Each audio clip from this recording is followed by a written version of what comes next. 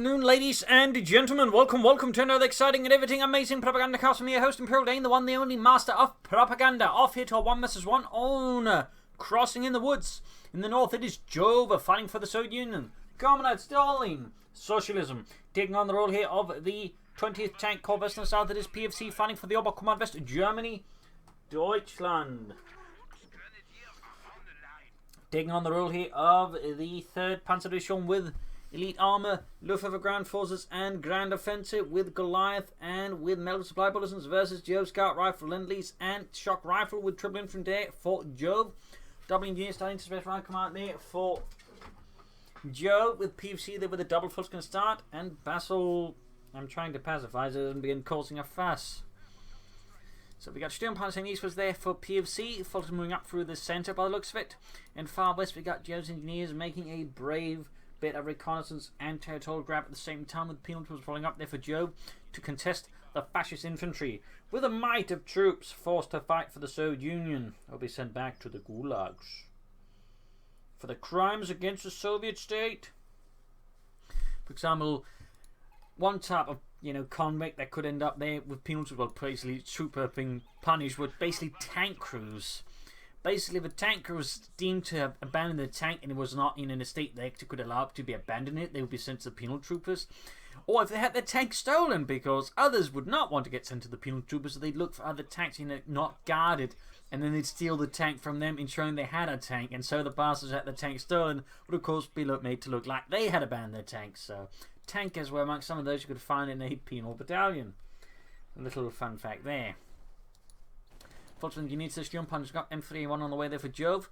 More Fulton on the way there for PFC.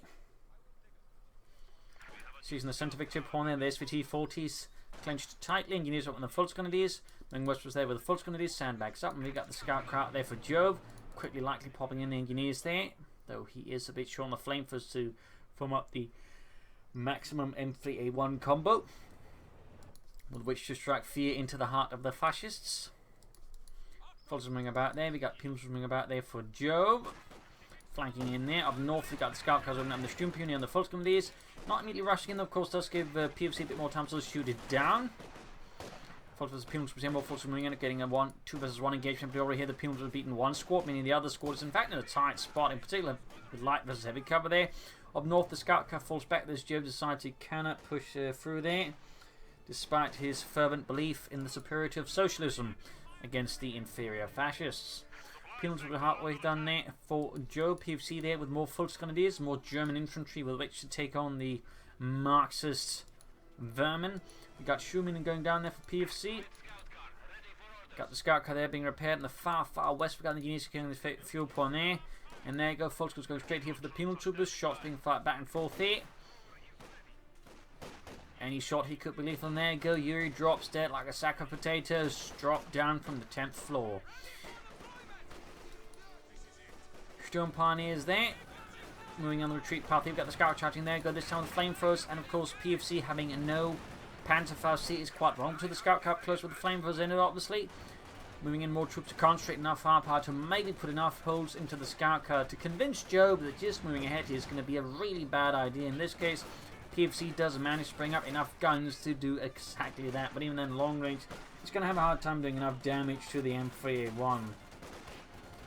A development which Basil here is considering most fortuitous for Jove. Less great for PFC, who's now tying up a lot of units trying to deal with the scout car there. At the same time as all this is happening, of course, PFC is losing his fuel point there, as with all the troops tied down, the centre is known to defend the western fuel point. Certainly highlighting a bit just the power of the scout car, because it demands an extreme response to deal with it if you just only have infantry.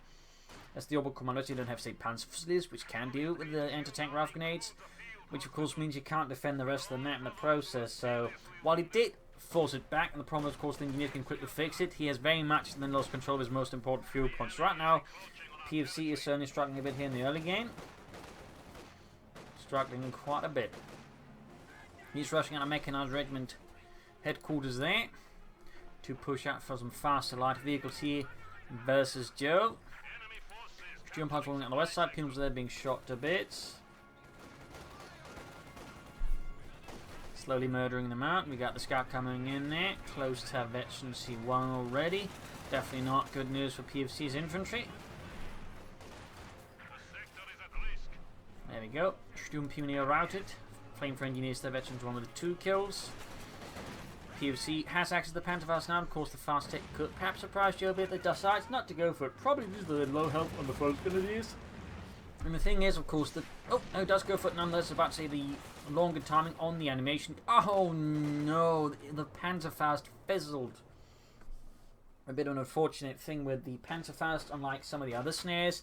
The Panzerfaust basically for some reason can fizzle out, basically causing you to waste munitions and not get like anything done. Compared to you won't find that issue with anti-tank grenades and the like, so that can leave the Wehrmacht and the Oberkreuz to some degree in a bit of a tight spot, particularly in crucial points when the Panzerfaust then fails. While of course certainly actual Panzerfaust fails, actual Panzerfaust were also much more powerful, and Relic isn't exactly compensating by making the Panzerfaust more powerful. That would just be sort of a nice way to maybe, like, you know, do something about it at the very least. Anyways, engineers keep moving up. The scout car to back them up there. Obviously, he's more worried about Panzerfaust now. He knows PFC has access to them, so obviously he's going to use the scout car now more for a support platform for the time being. PFC's closing the looks there by noting he's not going for the Kednev, at least not for the time being. Could be he decides it's not worth it, or that he just wants that looks out as fast as possible. There might be some other lottie there for PFC. He's pushing up the eastern side here. Sats will charge off. Massive explosion there, leaves a big hole in the ground. And there goes Schumann, goes off, blasting off Dimitri's feet. Leaving him, well, without much to walk about on. Troops moving for the eastern points there. Sandbags being laid down as well. Mines as well there to perhaps catch up the scout car. Very good there for PFC. Less good for Jove's men or vehicles that might hit it. And there you go. PFC with the 7 minutes. Looks Leichte Aufklärungspanzer. Seizing up the eastern fuel point there. Skirmishing in. We got people moving forward to the good Stuart pioneers who might want to put away the minesweeper. Like, while Helmut can make some really convincing pew pew sounds, sadly the minesweeper is ultimately not going to do much. Looks there slowly getting ready there for PFC. Falling back for the time being though. Might want to begin at some point adding assault rifles. This has got other plans, except what other plans are then. This has got Firestorm, which he doesn't, so there is no MP40 to put down for example instead. The only other possibility we'd be seeing munitions for other things, but right now I think all these plumes was about. He needs as much firepower on his troops as he can. There you go, mine being swept here. Of course, got the scout car there in the way, and again, the minesweeper, not really good at the counter scout cars, but there you go. PFC's about hit with the looks, and he's then going to give Jove a slightly rougher time of things, I imagine. Jove, by the way, not prepared for this. He has no anti-tank rifles up, no tech for other anti-tank weapons. His best bet would be dart rifle, sort of as an immediate solution. There you go, looks charging ahead there. A swift and furious driver in the driver's seat there. Oh, my apologies there, got hiccups.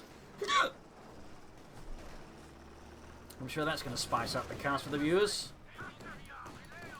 Films there being engaged by the looks. The autocannon, the cracked machine gun there just rapidly tearing into them, and the outlaw there quickly finds life ebbing out there as his internal organs are punctured and then crashed. Got looks moving up here, flanking the Pumas that falls away the second squad, saving the fuel point there from the savage socialists. Got jump from westward, got more mines down there. Very good consistent mining here from Jones, certainly very much rewarding PFC from going for those mines with damn fast to ensure you know keeps his men in one piece, or at least as much as one piece as possible. We got the T-7 light tank for up for Joe, of course taking advantage of the initial successes to push for a light tank of his own, which is going to give the looks a hard time. PFC of course can then try and stall up for a Puma, or you could just go for a Kettenwerfers. You could also go for Panzerfusiliers in theory with Panzerschrecks, but that seems, I don't know, a bit more far off. And particularly if people go for the Kettenwerfers, they're not likely to go for the Panzerschrecks anyways. They tend to be slightly more in the mutually exclusive things, not because you have to go for them, but it's just players tend to prefer either or.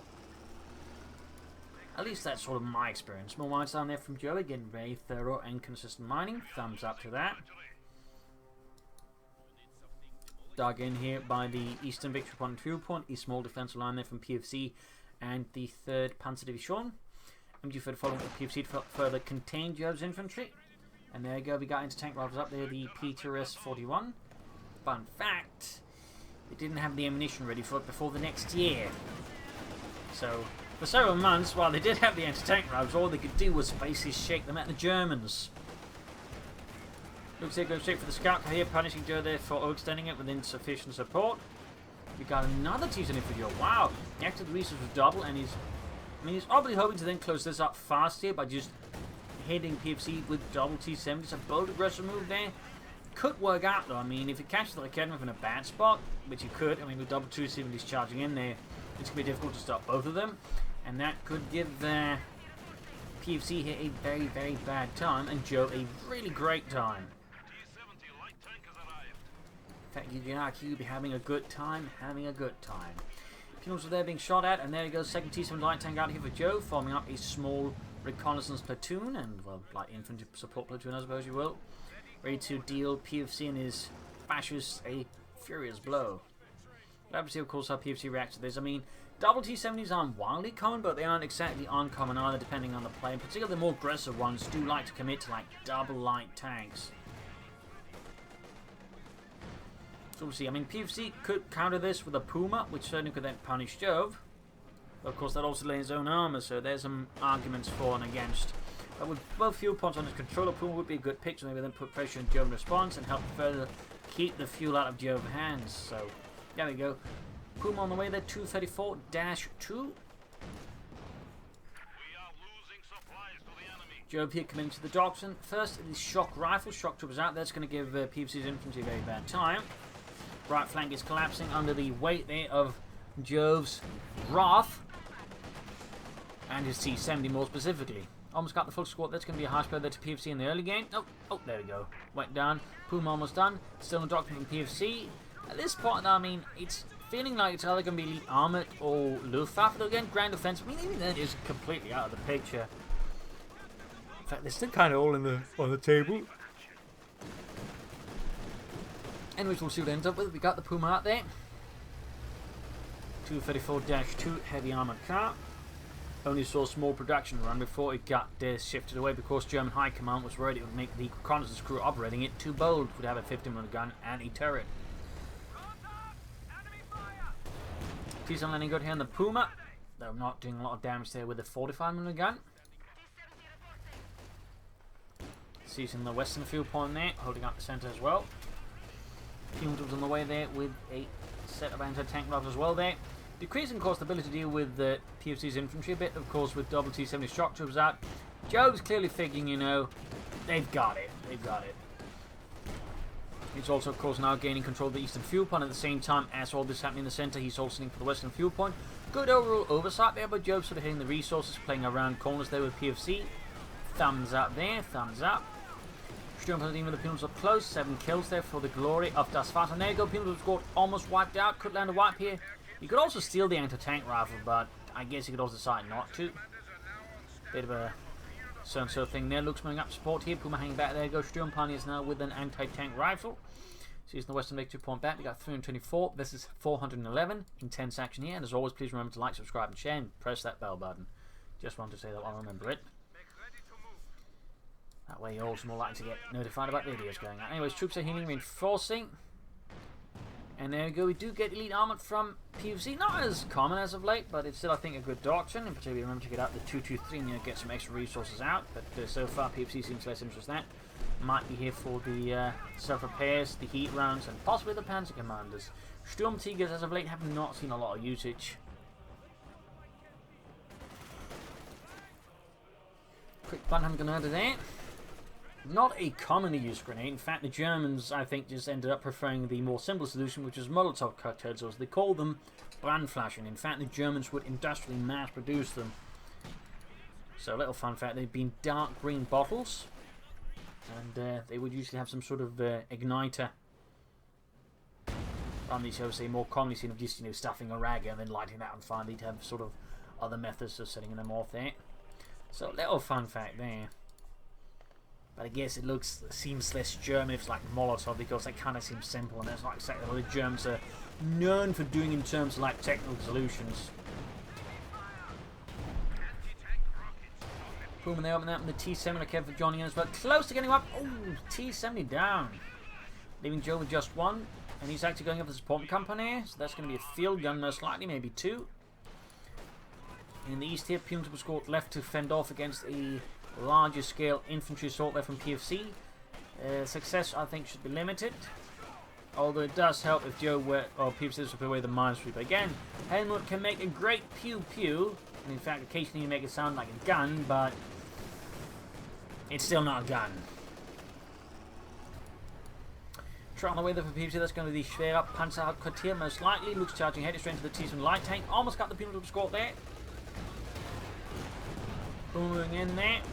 Shoots, misses with his 50mm gun. A lot of aggressive maneuver and harassment going on there from between both sides.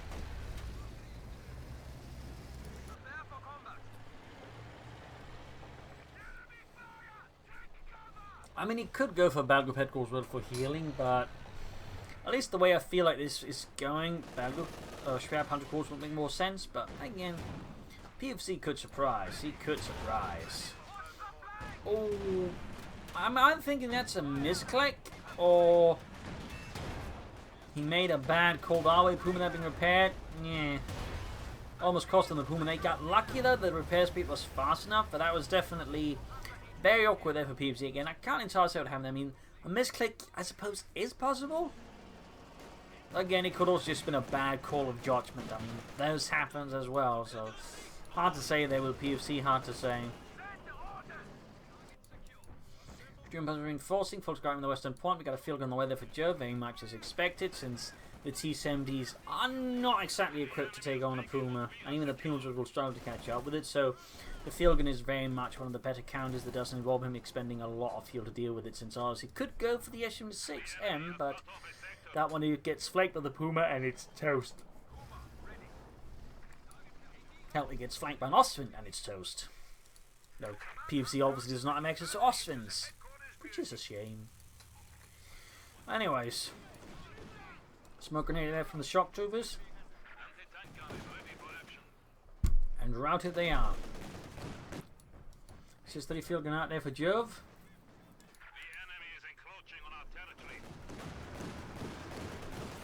I'm guessing Jove could be stalling here for an IS-2, though of course he's still going to need the mechanised armor company. Of course, we could see the KD8, which Jove is one of the few players that sort of makes consistent use of when he plays the Soviets. Needs to got Fulton was the penal troops, got Fulton coming in from the south shore, catching them a bit of a slight crossfire there. But whether or not it's sufficient to rout them is another matter entirely. Quick saddle check, he's basically hoping PFC isn't paying attention, and that is exactly what PFC isn't, almost costing the entire unit.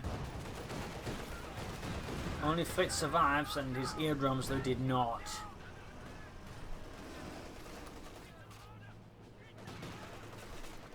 Map control-wise, PFC is looking in a pretty good situation versus Joe. He's a bit short on victory points, but he's certainly looking... Oh, scheiße.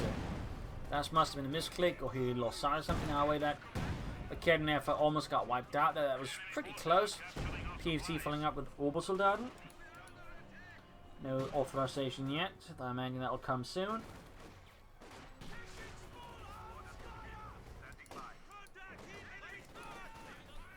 Coming from the way there. Barring the way for PFC's Raketen. Jove though needs to pull off some maneuver here, I think, to really sort of get out of PFC's iron stranglehold at the moment. Because right now PFC is very much sort of denying Jove a lot of his movement. Again, the light vehicles being handled efficiently, and the machine guns and like chemistry just make it harder for Jove to utilize whatever assets that could afford a breakthrough versus PFC. There you go. Schwer Panzer quarters authorization on the way there.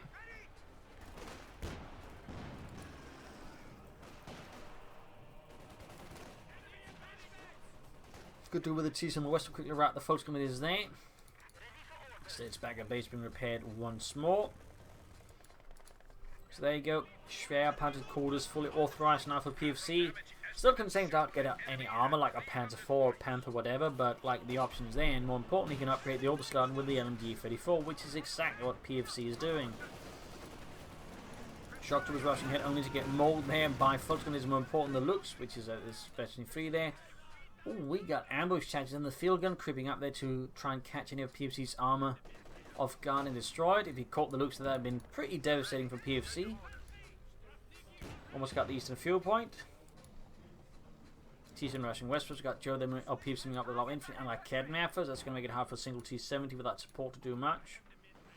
Mechanized Armour Company are firing up, though of course the IS-2 is still somewhat off on the horizon there due to PFC's great fuel denial.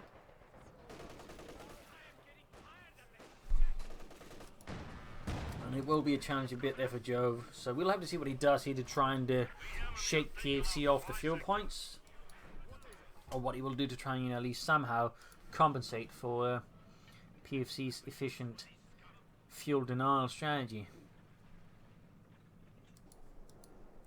Luke setting out. There you go. Mechanized Armour Company just about done. You could go for the T-34-6. You could also just go for a KV-8 here. Try and put pressure on PFC faster with something the Puma can't easily crack. Plus, if you can steal the cameras, then using the KV-8, that could also give Jove more breathing space. Though, of course, if he then gets hit by, say, some heavier armor, that could, of course, be a fast end for the KV-8. So it's obviously not without its risks either, but there's some things to consider. Moving eastwards, there we go. Shrap Hunter Court, of course, opening up there with 37 of the flak. But in fact, there actually existed a rarer flak Zwilling, or double flak there of that version, but those were pretty much only used within the German borders. In fact, there were several types of anti-aircraft guns, which you usually don't actually see, but which served inside Germany because they were much harder to maintain, and so to keep logistical lines shorter, they were pretty much only used within Germany. But there were a lot of like anti-aircraft guns like that, including a more sort of advanced version of the Flak 88. So little fun fact there. Little fun fact.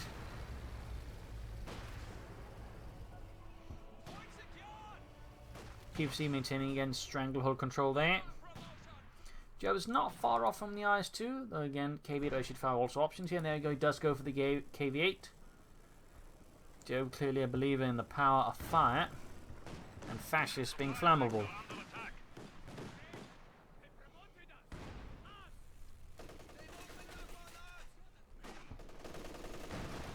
Obviously moving up there on one side, MG-34 game from the other side. We got the T-70 coming up, very good. KV-8 halfway down there for Jove.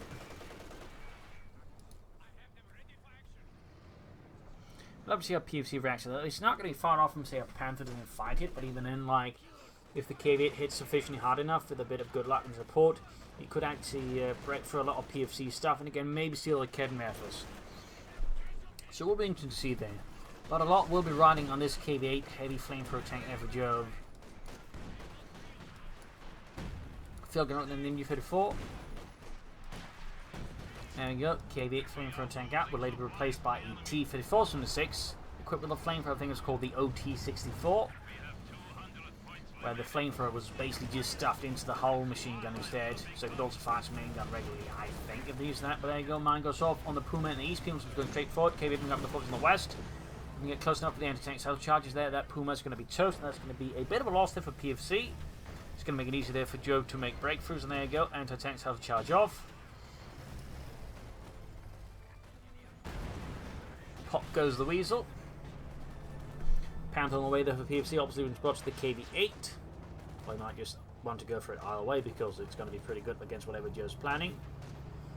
In particular, since he probably figures Joe's going for shock rifles, so he has to worry about, an ISU down the road anyways. And there you go, cabling up. Catching the cannon there and quickly burning through the crews. You can see that does a lot of damage. In fact, that cannon is right about dead. Yep. It is taking a lot of damage from the cannon, but then the cannon is forced away. In fact, could get wiped, and of course that then means Jove gets access to 2 cannon, which is going to make things a lot more difficult for PFC to use his armor in.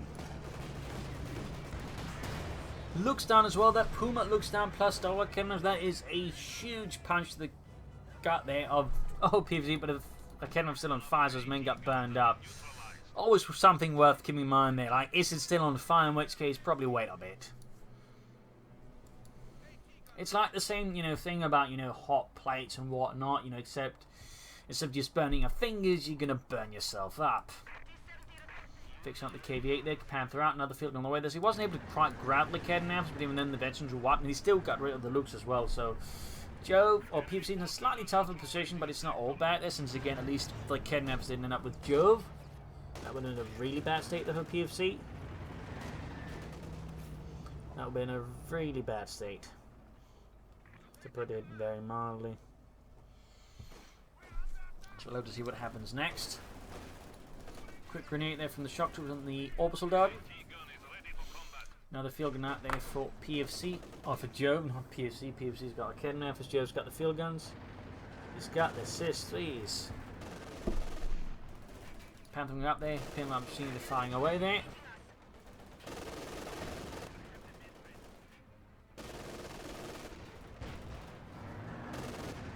Shock was then being pushed away. Teams obviously the orbital done, folks coming up. Still got the T-Sim joining in, not ace though by the way, 13 kills, and there you go. T-Sim suffering heavy damage there from it. Panther responds to this Soviet aggression but misses the mark quite spectacularly. Second shot that goes through. Field gun lands, hit the pinch on the Panther front armor. There you go, might get a bit too close, except in this case, no anti-vehicle test charge is ready. Another shot there, fire, bounces off. Panther gets out of harm's way, at least for now.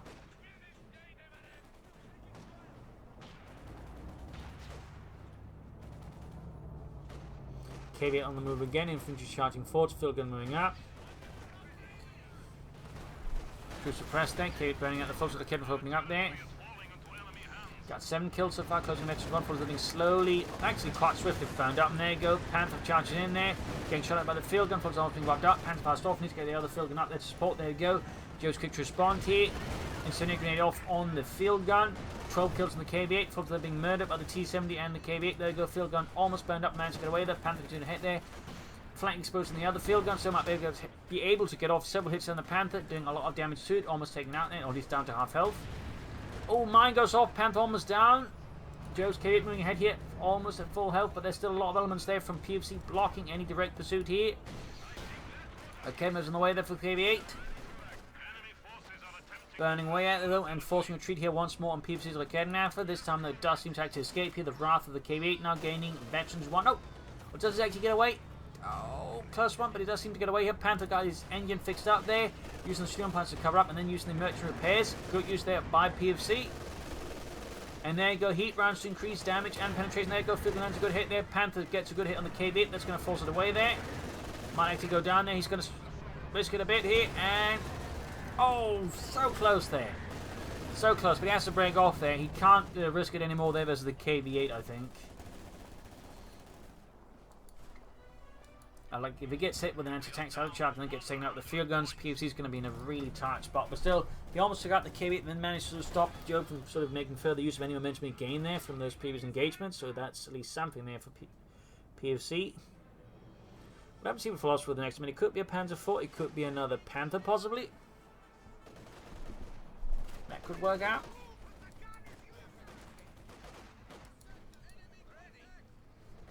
KV-8 and Dyney repairs. Joe could do with more engineers as well. Unit wiped out. And it's a field gun down, in fact. Bit of a blow there to the Red Army, the 20th Tank Corps. Shots on the flank, very good. Of course, there's the Panther. Go grenade on the cannon alpha. The cannon getting away there. T-Sim cannon fire there, getting Panther past. Almost got the full squad. There we go. Unit down, unit down. A lot of troops that bunched up against the T-Sim. There you go, landing even whites and hits. But there's another issue, of course, which is the Panther moving in there. Might be able to land a wipe. No, the shock troops got wiped, suppressed. Not wiped, but suppressed. They can't finish off. And there you go. The ace T-Sim is down, leaving Jove now with the KV-8 here. And to hit the other fuel pond there, which does increase the fuel there for Jove, allowing him to push faster for the IS-2, which I imagine is now Jove's endgame. His last great hope to avoid being sent to the gulags.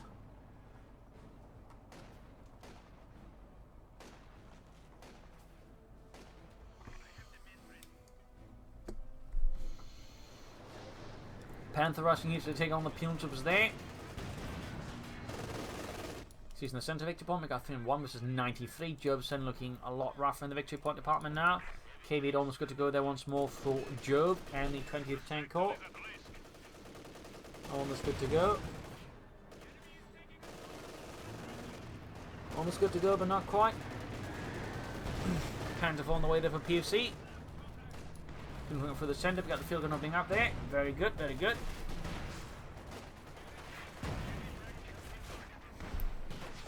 Excellent hit there. And the West Arcade moving up, they're burning away the Sturm Pioneers. Panzer on the way there for PFC and Deutschland. Break hitting on the KB8 by the Panther. The Kevin also been cleared out again. Machine Gun Olsen, chop down the Kevin joining in with the Panther here though. Closing in on the IS-2. We are roughly 2 minutes away there for Jove. 2 minutes away. Can Jove hold out for that long? He can then sort of make sufficient gains with it. Also on the western side here, engaging the engineers by the victory point there. We got 71 versus 301. Panther almost down there for PFC. Going for the eastern fuel point finally. Still, Jove is not far off from the IS-2 heavy tank now. Panther there gaining victory 2, adding Schutzen to it. 10 kills. There you go, Panther to the rescue here for PFC's, Panther. Directly from the field gun. Victory 2 there, definitely bad news for any armor PFC has. Troops in reinforcing. Jove is now a minute away here from the IS-2. In fact, he's less than a minute away from the IS-2 heavy tank. It's going to be quite a challenge there for PFC. What will he do? I mean, he does have a larger force here than in Jove, so if he sort of pulls off a good attack here versus Jove, there's a good chance here winning still. And of course, there's the victory points. But of course, if Jove gets out on IS-2 and PFC struggles with it anyway, just gets go for a really good hit with it, that could leave PFC in a bit of a predicament, possibly. Like if Jove can sort of snowball the IS-2 quickly, like with his advantages, it could leave PFC feeling very, very sad. But there you go, incendiary barrage in there from Jove to cover up the center victory point. 70 versus 289. Faults of that became being routed here by the incendiary artillery.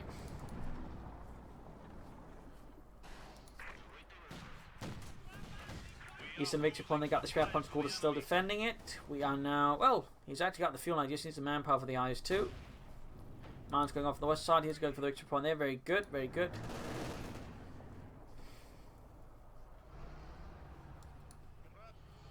Seconds away from that IS-2. Of course, the longer it's delayed, the worse it is for Joe's now at 16-8 victory points.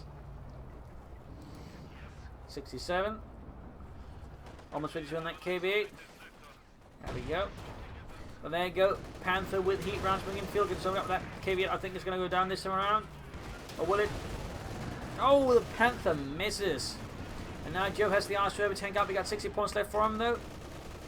Directly down the Panther, but the situation just got a slightly more ugly tinge there for PFC, as now of course he has to face off against the heavy tank backed up by the KB8 if Joe can fix it up fast enough. It is interesting though, worth noting that Joe still only has one engineer squad, so he will be repairing his tanks like his every other stuff there at a rather slow pace, which is definitely to the advantage of PFC. IS-2 moving ahead, the 122 with a gun swing towards the Panther, shoots and misses. Panther moving up there, direct hit there on the IS-2, direct hit from the IS-2 on the Panzer 4.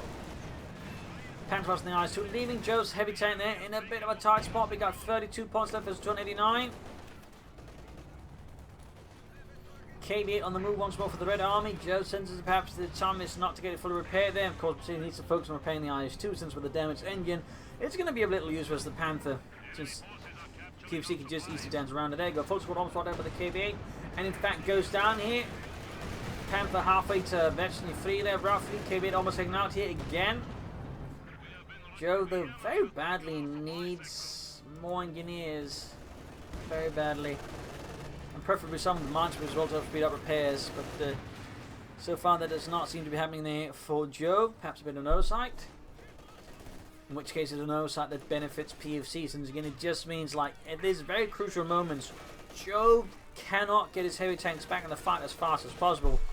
Whereas again PFC's got numerous ways of repairing his stuff there. Sturm Pioneers, emergency repairs to speed up the repairs, and theoretically even this. I mean, emergency repairs is also just a really good ability just to quickly get things, you know, fixed up. 20 versus 289. IS-2 almost could do it again, but it's still almost not quite. Almost on versus shock troops. There's smoke grenade down. We can't see the smoke though, but the fact they're just standing about there like they can't see each other playing a really, really bad game of hide and seek is because again the smoke is technically there. And there you go. Panther lands a great hit. They almost got the shock troopers. There we go, wiped out. Panther 4, Panther opening up the IS-2, doing heavy damage. They're also on though taking heavy intense fire there from Jove's IS-2 heavy tank. Again, the lack of engineers so is really crippling Jove. Another unit wiped out. Panther 4 number 2 on the way to the PFC and Deutschland. There you go, Panther going forward with heat rounds. Though both keep in mind, Panthers did not have access to heat rounds, in part because they weren't necessary. Heat rounds are more for like weapons with low velocity. The Panther had a very high velocity gun. It was about finding like, you know, some particular type of armor piercing round. Which actually would have done less damage, but on the end I think would have had higher penetration. Maybe not done less damage actually, caliber would still been the same, but you know, you get the idea. Anyways, going up there, shoots, engages, main gun on the Panther is actually pretty bad there for PFC. On the other end, of course, the guy's going down to 14, but almost costing him. The Panther is pretty bad for PFC, great for Jove. Of course, Jove can't really exploit this very well due to the dire state of his Panther 4, the IS-2, then there you go, bullet ball hit, their Panther 4 main gun out. Satchel charge on like Kevin, a big push of the KV-8 and the IS-2. Panther 4 somehow survives it. KV-8 clearing out the machine gun. We got 9 points left here for Jove. Is this a comeback or is this the end? A Kevin bounces off the IS-2's heavy armor. Panther Fast goes off, damaging the engine. IS-2 falling back there. Panther 4 shoots, misses. We got 5 points left for Jove and the Red Army. Panther 4 going for the kill, and there we go. The IS-2 goes down. A shot goes into the turret ring, I imagine, knocking out the IS-2 there. And with that, Jove is, I think, finished. He's got 4 points left. He's got the KV-8 still in action. 28 kills.